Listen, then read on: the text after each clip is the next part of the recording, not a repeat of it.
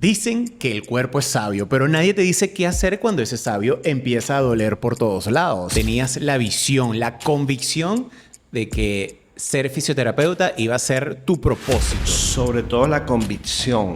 Yo no recuerdo la última vez que haya tenido un día libre 100% de dolor. Bueno, la mente es capaz de perpetuar las sensaciones dolorosas. ¿Cómo impacta la falta de movimiento precisamente en la salud en general y luego el posterior reflejo del dolor en el cuerpo? El movimiento es vida. Pero yo creo que no es un tema de los jóvenes. No es un tema quizás del exceso de ímpetu, puede ser. Me arrancaste la palabra de la boca. Es por el ímpetu, pero 4 de cada 10 es una población sedentaria. tiene que haber una super conexión entre cuerpo, mente y espíritu. Te duele, estás lesionado, pero realmente no. Y hay que buscar un equilibrio perfecto porque no puedes sacrificar una profesión por un acto. Creo que es una batalla perdida. Move your body, move your soul, mueve tu cuerpo, Mueve tu alma. Dicen que el cuerpo es sabio, pero nadie te dice qué hacer cuando ese sabio empieza a doler por todos lados, ¿verdad, Pedrito? Pedro Mujica, fisioterapeuta de alto rendimiento. Bienvenidos a Son Voz, episodio número 1. Muy emocionado de estrenar, este nuevo formato en nuestro canal de YouTube. Contigo, Pedro. Bienvenido. Más emocionado estoy yo, por supuesto, por la invitación. Muy agradecido de compartir esta tertulia orgánica que va a hablar de mis experiencias y mis vivencias como fisioterapeuta en la medicina del arte. Es así, Pedrito. Yo te voy a lanzar una recta de 90 millas de una vez. Pedro Mujica, ¿estaba destinado a ser fisioterapeuta? Bueno, primero te debo aclarar es que yo jugué béisbol. Ah, entonces conoces muy bien el término. 90 millas las puedo batear. Ok. Tu pregunta es, ¿cómo llegué yo a ser fisio o cómo decidí yo? Eso data de hace muchos años. Estudiaba yo segundo año de bachillerato y acompañaba a mi mamá al Pérez Carreño, al Centro Nacional de Rehabilitación, a hacerse una rehabilitación justamente de cuello, y quedé fascinado con lo que lograban los profesionales que allí estaban. Wow, el movimiento increíble, y me empezó a gustar desde ese momento, y de manera orgánica. Yo utilizo mucho esa palabra porque fue, súper fácil llegar al quinto año, presentar la prueba de aptitud académica, que puse fisioterapia, fisioterapia y fisioterapia, y quedé en fisioterapia. Bueno, estabas entonces efectivamente destinado, tenías la visión, la convicción de que ser fisioterapeuta iba a ser tu propósito. Sobre todo la convicción, porque pasé por un momento climático en todo este proceso. Pasé todos los filtros, me faltaba solo la entrevista con la directora, que era una alemana de esas Bien rígida. súper rígida, y me dice, todo muy bonito, todo muy bien, pero le tengo una noticia: no hay cupo para fisioterapia, solo hay para terapia ocupacional. Y yo le dije, bueno, yo quería fisioterapia, si no hay, no estudio más otra cosa. Me paré y me despedí y salí del salón, y a los 10 segundos la alemana salió: señor Pedro, venga, usted se acaba de ganar su cupo. Por la convicción, por la determinación que le demostré en su momento de querer estudiar esto. ¿Qué se sintió en ese momento? En principio una desilusión porque ya había pasado todos los filtros. Yo suponía que ya había pasado todos los filtros, y al final pienso que ella fue una prueba que me hizo para saber si realmente estaba convencido de lo que quería, porque mucha gente iba a estudiar fisioterapia porque no había quedado en medicina, porque no había quedado en psicología, y que vamos a estudiar fisioterapia. ¿Cuántos años han pasado, Pedrito, desde ese momento hasta ahora? 43 años. Ok, son 43 años donde probablemente habrás vivido y visto muchas cosas. En esos 43 años, a lo mejor hay muchas o muchos, pero ¿hay alguna o algún paciente que te haya cambiado tu visión de esta profesión? Sí, por supuesto. La paciente Paola, le voy a poner un nombre referencial, que de venir a jugar fútbol femenino por una gripe, sufrió una mielitis generalizada y quedó postrada en cama. Y todos los pronósticos eran de que no se iba a recuperar. ¿Puedes resumirnos en palabras más simples qué es una mielitis? Una mielitis es una inflamación de la capa que cubre todos los nervios de nuestro sistema. Esa mielina es muy importante porque ella es la que protege el nervio y su integridad y su buen funcionamiento. Entonces, en términos prácticos, no podía moverse. No podía ni levantar un vaso. Empieza su proceso de rehabilitación, por supuesto, y sus procesos médicos. Y fue evolucionando. Cuando ya empieza la parte de rehabilitación propiamente dicha, los especialistas le dijeron que se olvidara de su actividad principal, que era el fútbol, que era su pasión. Y bueno, nada, yo le decía que la última palabra la tenía Dios, pues que teníamos que seguir trabajando con ahínco y con mucha fe. Pues la muchacha logró ingresar becada 100% a una universidad americana, se graduó de psicólogo clínico a punta de fútbol. Entonces, ¿esto fue un milagro o una combinación de la fe con la fisioterapia?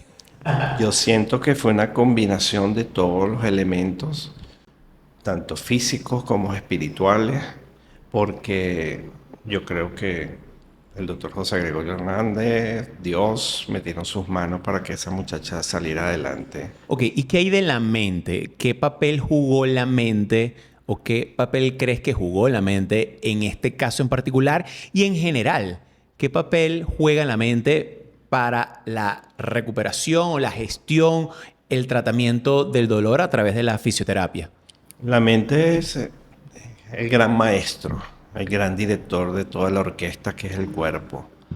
Y con esa potencia y con esa fe que tenía esa persona, pues se concatenó todo para que tuviéramos unos resultados increíbles porque los médicos no lo podían creer. Te hago la pregunta, Pedro, porque, bueno, yo que he tenido la fortuna de practicar muchos deportes, también el béisbol, recientemente tengo ya, bueno, 13 años practicando un deporte que es bien abrasivo para el cuerpo, como lo es el tenis, y he sufrido muchísimas lesiones. Creo que yo no recuerdo la última vez que haya tenido un día libre 100% de dolor. Y una lesión reciente que tratamos juntos, que fue una tendinitis patelar en mi rodilla derecha, fue una lesión longeva de más de 2 años. Llegó un punto en donde yo sentía que ya no era necesariamente un tema físico o motor de mi rodilla, sino era mi mente que mandaba una señal de que te duele, estás lesionado, pero realmente no. ¿Hasta qué punto es así? O sea, ¿hasta qué punto la mente realmente te da esas señales y hasta qué punto empieza a exagerar? Bueno, la mente es capaz de perpetuar las sensaciones dolorosas aun cuando la lesión ya está curada o próxima a curarse. Es un fenómeno que hay que tratar en un equipo multidisciplinario. Te puedo traer a colación, por ejemplo, aquellas personas que por cosas del destino le tienen que amputar una pierna. Tú estás tratando a ese paciente con una pierna amputada y te dice, me está picando el dedo gordo del pie, estructura que no existe. Exacto. Pero todas esas sensaciones están grabadas en la corteza cerebral y siguen mandando esa información. Con el dolor pasa algo similar. El dolor se perpetúa y el cerebro sigue mandando la información de ese dolor por la cual sufriste un par de años y no todo el dolor que sientes es cierto. Gran parte de eso es un dolor que está allí perpetuado que hay que tratar para eliminarlo. Bueno, obviamente los casos de amputación son casos bien extremos, si se quiere, ¿no? Pero ¿alguna lesión loca o alguna recuperación magistral, aparte quizás de la de Paola, que hayas vivido? Sí, bueno, mi primer trabajo después de graduarme fue como fisioterapeuta del Ballet del Teresa Carreño. Y ahí presencié 2 cosas para mí, para ese momento súper dantescas, porque había un bailarín que tenía una lesión que se llama periostitis de la tibia, que es de tanto salto, la tibia empieza a lesionarse, la corteza del hueso, y se empieza a fracturar, pero son fracturas microscópicas. que solamente se ven como un abultamiento en el hueso. Y con el paso del tiempo y del exceso de trabajo, se va digamos, progresando hasta que en una radiografía se ve el trazo de fractura. Pero el muchacho no quiso hacer caso, no quiso reposar para que no lo sacaran de los elencos y en un salto la tibia se partió. Y eso fue, todavía en mi mente está el salto, la caída, el sonido del hueso rompiéndose y bueno, todo lo posterior de levantarlo, una ambulancia de emergencia, una clínica, eso por un caso. Y otro muchacho, también en el ballet, que levantó una bailarina, se le vino abajo y para que ella no cayera metió la pierna de medio lado y la rodilla pues se rompió toda. El pronóstico de esos dos bailarines era que no iban a bailar más, pues, y volvieron a bailar. Después de 8 meses de rehabilitación, volvieron a bailar, afortunadamente. Bueno, probablemente allí también la fuerza de voluntad y la convicción de que iban a volver a las tablas. Yo conozco muchos casos así, es muy difícil, yo no sé si opinas igual que yo, creo que es una batalla perdida poder explicarle a una bailarina o un bailarín o un deportista a veces que está cegado por, bueno, a veces la necesidad, a veces la pasión desmedida de querer, bueno, ejecutar o estar presente en una obra, un espectáculo o en un ensayo. En el caso de los deportistas, estar pues presente en un torneo y no perder la posibilidad de, no sé, quedar campeón. En mi caso, he jugado, como te comenté, múltiples veces lesionado y he jugado infiltrado con el riesgo de, bueno, tener una lesión posterior que luego me imposibilite por muchos meses y años. Es una batalla perdida. ¿Qué mensaje puede haber? Ay, porque es difícil. Es decir, uno pudiese decir, bueno, los jóvenes, pero yo creo que no es un tema de los jóvenes. Yo no sé si es un tema quizás del exceso de ímpetu, puede ser. Me arrancaste la palabra de la boca. Es por el ímpetu, pero hay cosas que hay que dejarle caer un mensaje a las personas a los artistas, a los deportistas. ¿Qué es el dolor? El dolor es muy sencillo de definirlo. Es una señal molesta que manda al cerebro indicándote que hay algo que no está funcionando bien. Y tú tienes que atender ese mensaje, porque si no, el proceso va increciendo hasta que produce lesiones invalidantes. Yo se los digo mucho a las bailarinas que todavía sigo siendo el fisioterapeuta del ballet Teresa Carreño y de muchas bailarines, no solamente de ballet, danza calle, bailarines de comerciales, de todo tipo. Tienen que prestarle atención mucho. El bailarín está acostumbrado a vivir con dolor. ¿Cuál es el dolor más común, Pedrito? En cuanto a la estructura, Sí. en las mujeres los pies, sin duda alguna, y en los varones tren superior, hombros, codos, manos. Y en líneas generales, para el no bailarín, para la población en general, ¿cuál es el dolor más común? El dolor muscular, tipo tirón, desgarro, agujetas, como dicen los españoles, que es el dolor muscular posterior a ejercicio, ¿no? Sin haber una lesión clara, sino en la acumulación de sustancias que desechan los músculos y no se drenan, sino se quedan atrapados en la fibra muscular y hace que el músculo se inflame hasta que logres evacuar toda esa cantidad de sustancias acumuladas, pues. Sí, yo considero, o sea, quiero abrir, obviamente, esta conversación, no solamente al público de bailarines y no solamente también al público de deportistas, sino al público en general.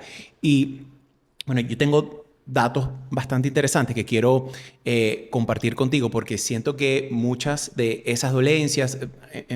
En definitiva, pareciera que, por ejemplo, el dolor lumbar es algo muy común en la población general, pero pueden haber muchísimos otros que vienen derivados en muchas ocasiones o por una alimentación no adecuada o, sobre todo, y creo que más importante aún, por una falta de movimiento, ¿no? Hay un estudio de la Organización Mundial de la Salud que salió recientemente el año pasado donde casi más del 30%, en el caso de Latinoamérica el 35% de la población no cumple con los estándares mínimos de movimiento de actividad física. Eso significa que, bueno, casi 3, 4 de cada 10 es una población se pudiese considerar sedentaria. ¿Cómo impacta la falta de movimiento precisamente en la salud en general y luego en el posterior reflejo del dolor en el cuerpo? Sí, obviamente el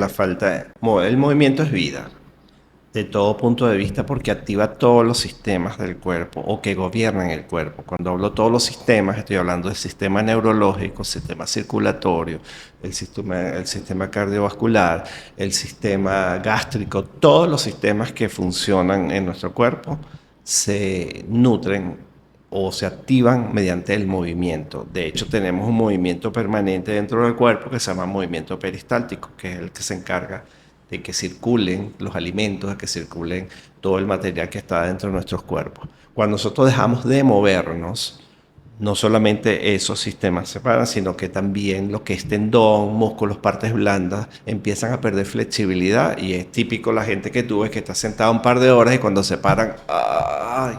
O sea, están muy adoloridos. Entonces, lo que se recomienda es que tengan jornadas de ejercicios cardiovascular al menos y hacer pausas activas, que es cada hora pararse de su estación de trabajo y estirarse, caminar, tomar agua, ir al baño y venir.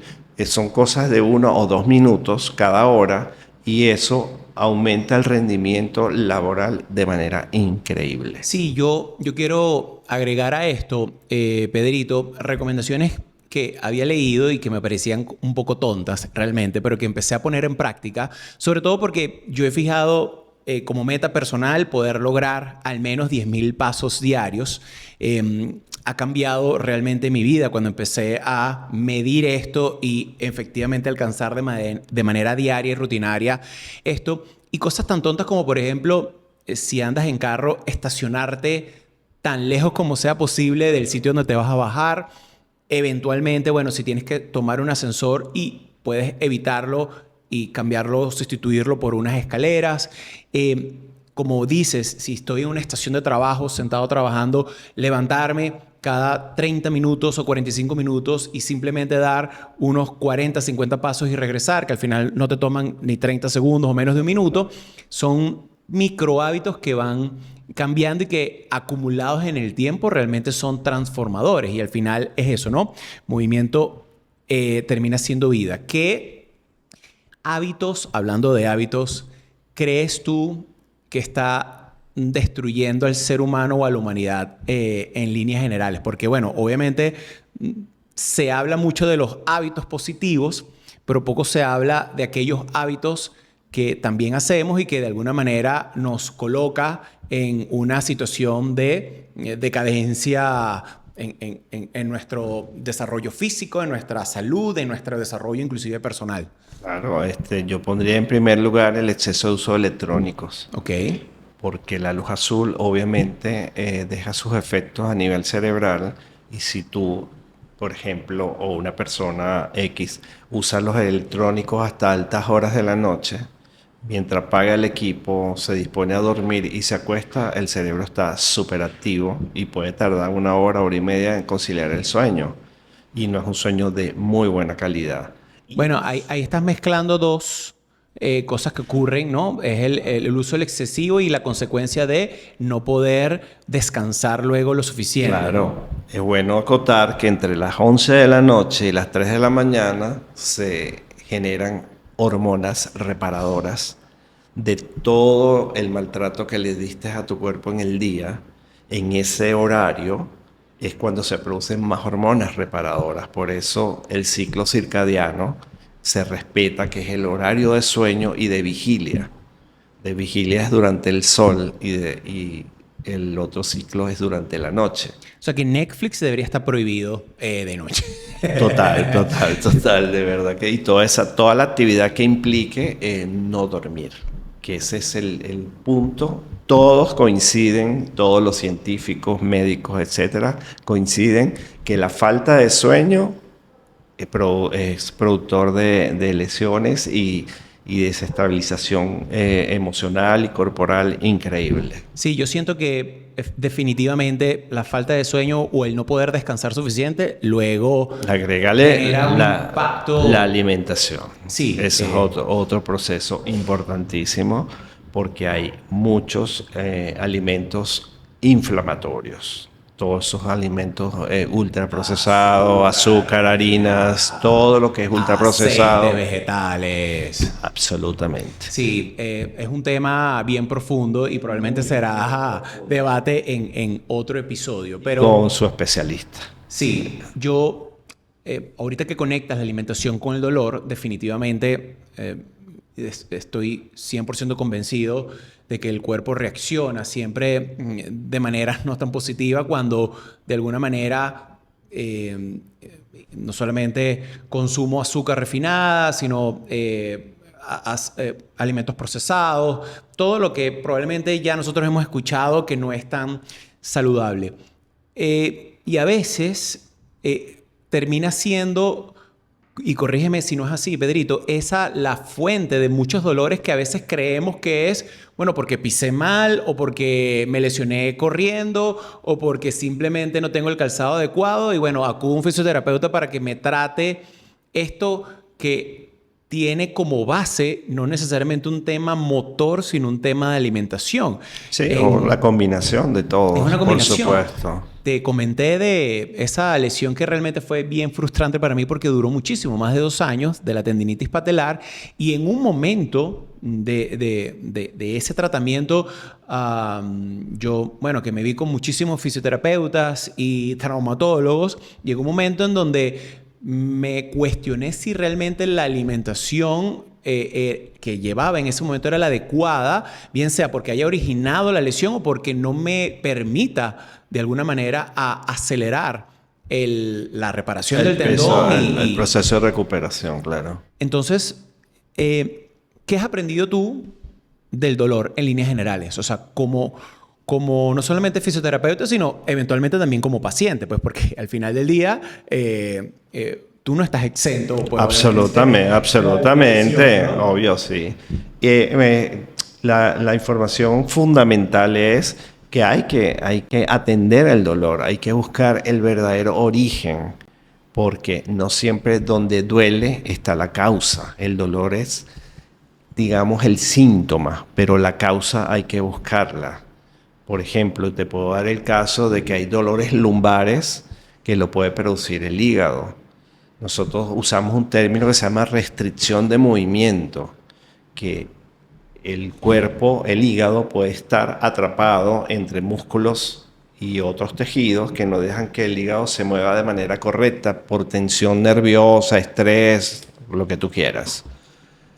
Eso es capaz de producir un dolor lumbar. Entonces tú vienes al fisio, al médico o cualquier especialista con un dolor lumbar y te empieza a tratar la región lumbar y el dolor mejora pero no se quita y vuelve y se repite porque el origen no está en la lumbar, sino hay que hacer una movilización osteopática del hígado, liberarlo y el dolor va apagándose poco a poco. Entonces es muy importante ver la sensación, pero buscar la causa en profundidad para ponerle, como digo yo siempre, nombre y apellido a la lesión para saber qué vamos a hacer. Correcto. Bueno, eso me imagino también es producto de muchísimos años de experiencia y de tener un largo recorrido, ¿no? En la materia. Al final, la maestría en algo está en, bueno, aprender, leer mucho, estudiar, luego poner en práctica y creo que hay un tercer estadio y con esto entro a la siguiente pregunta. ¿Tuviste alguna referencia, algún tutor, algún modelo, alguien a que seguir, alguien que te inspiró a ser mejor, a convertirte en uno de los grandes fisioterapeutas del país? ¿Tienes alguna Por consecuencia referencia? me guiaron, pero más que guiarme, me exigieron.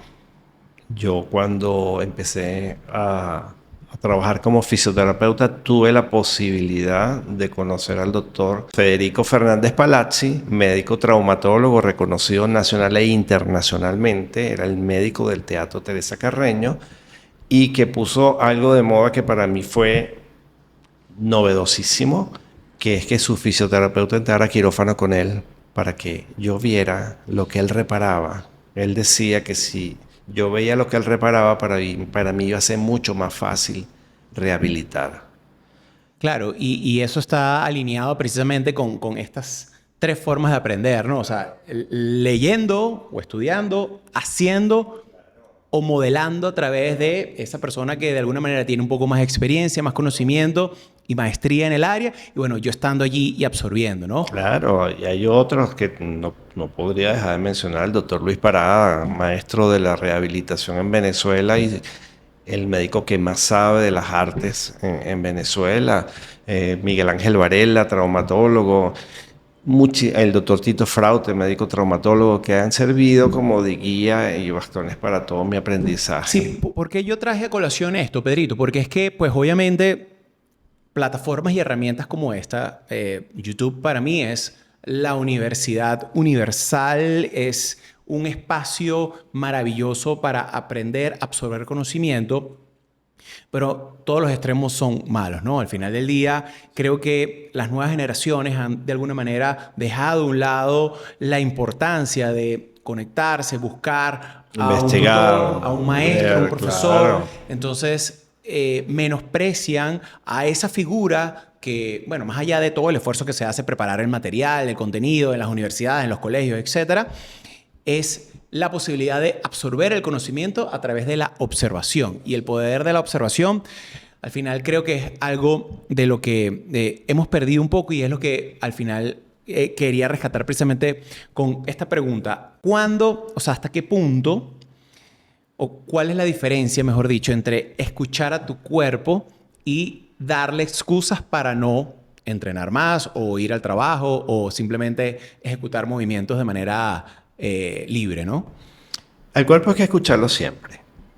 Lo que pasa es que nosotros, por esa palabrita que usamos minutos atrás, el ímpetu y las ganas de hacer y el compromiso de que no te saquen de la coreografía, que no te saquen del partido, que no te saquen de la escena, te obligan a sobrepasar el esfuerzo para dominar ese dolor. Entonces son excusas que pones, no, yo puedo, yo puedo y sigues, inclusive en contra de tu naturaleza. Hay que buscar un equilibrio perfecto porque no puedes sacrificar una profesión por un acto o por Sí, eso es un por una arte, presentación. ¿no? Buscar ese balance es un Es arte. muy difícil. Ok, Pedrito, y ahora vamos a entrar en la recta final, en la reflexión final de este primer episodio de Son Voz. ¿Qué quisieras que entendiéramos nosotros sobre el cuerpo para, bueno, vivir mejor, ser mejores? Wow. Tiene que haber una super conexión entre cuerpo, mente y espíritu. Cuando se desequilibran esos tres elementos, aparecen las molestias, los dolores, las inquietudes, las inconformidades y tenemos que tratar de lograr un equilibrio perfecto.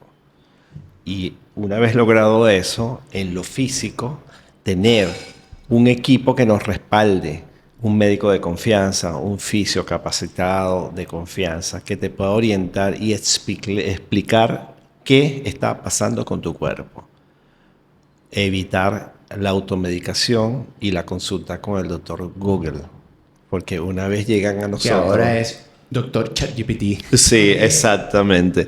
Pero ya cuando llegan a nosotros, llegan medicados, llegan con procedimientos que se hicieron, que complican más la situación. Entonces, el cuerpo es un templo y hay que tratarlo como tal. Atender sus necesidades y prestarle atención a las alarmas. Es así. Si hubiese una frase sobre el cuerpo que te quisieras tatuar, ¿cuál sería? Wow. Move your body, move your soul. Move your body, move your soul. Mueve tu cuerpo, Mueve tu alma. Bueno, creo es que esto concluye de manera magistral gran parte de lo que hemos hablado. Arrancamos hablando precisamente de la conexión mente-cuerpo, de lo importante que es el movimiento sobre nuestra salud y pues por supuesto ese balance cuerpo, mente y alma, que es algo bueno que hemos visto, leído y escuchado mucho desde nuestros ancestros y que es tan cierto y tan verdadero que, bueno, a veces se nos olvida y recordarlo nunca está de más. Nunca está de más. Bueno, Pedrito, un placerzazo. Igual, igual. Muy, muy sabrosa la conversa. Feliz de que me hayas invitado y que sea el primer invitado en este nuevo proyecto y esta nueva etapa de tus programas. Gracias por venir a Son Voz, episodio número 1. Lo que no se baila, se habla. Nos vemos.